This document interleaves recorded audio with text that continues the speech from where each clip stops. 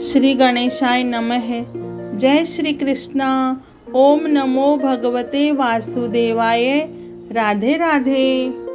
कार्तिक मास महात्म कथा का 9वां अध्याय प्रारंभ करते हैं। राजा पृथु ने कहा, हे मुनि श्रेष्ठ नारद जी, आपने कार्तिक माह के व्रत में जो तुलसी की जड़ में भगवान विष्णु का निवास बताकर उस स्थान की मिट्टी की पूजा करना बतलाया है, अतः मैं श्री तुलसी जी के महात्म्य को सुनना चाहता हूँ।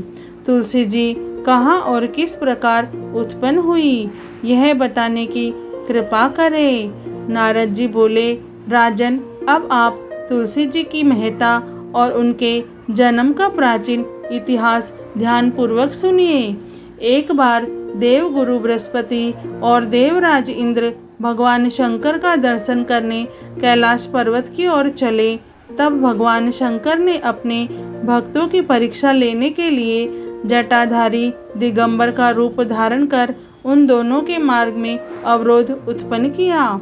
यद्यपि वह तेजस्वी, शांत, लंबी भुजा और चौड़ी छाती वाले और गौर वर्ण, अपने विशाल नेत्रों से युक्त तथा सिर पर जटा धारण किए वैसे ही बैठे थे। तथापि उन भगवान शंकर को न पहचान कर इंद्र ने उनसे उनका नाम व धाम आदि पूछते हुए कहा कि क्या भगवान शंकर अपने स्थान पर है या कहीं गए हुए हैं। इस पर तपस्वी रूप भगवान शिव कुछ नहीं बोले। इंद्र को अपने त्रिलोकीनाथ होने का गर्व था। उसी अहंकार के प्रभाव से वह चुप किस प्रकार रह सकता था।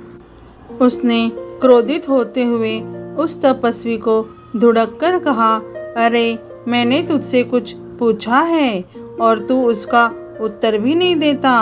मैं अभी तुझ पर वज्र का प्रहार करता हूँ, फिर देखता हूँ कि कौन तुझ दुर्मति की रक्षा करता है।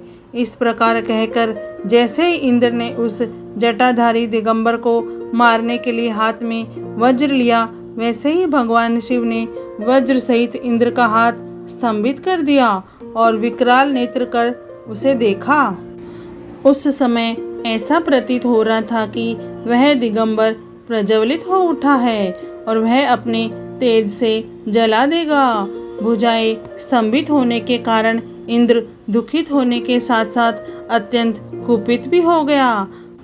परंतु उस जटाधारी दिगंबर को प्रज्वलित देखकर बृहस्पति जी ने उन्हें भगवान शंकर जानकर प्रणाम किया और दंडवत होकर उनकी स्तुति करने लगा। बृहस्पति भगवान शंकर से कहने लगे, हे दीनानाथ, हे महादेव, आप अपने क्रोध को शांत कर लीजिए और इंद्र के इस अपराध को क्षमा कीजिए। बृहस्पति के यह वचन सुनकर भगवान शंकर ने गंभीर वाणी में कहा, मैं अपने नेत्रों से निकाले हुए क्रोध को किस प्रकार रोकूं। तब बृहस्पति ने कहा, भगवान, आप अपना भक्त वत्सल नाम सार्थक करते हुए अपने भक्तों पर दया कीजिए। आप अपने इस तेज को अन्यंत्र स्थापित कीजिए और इंद्र का उद्धार कीजिए।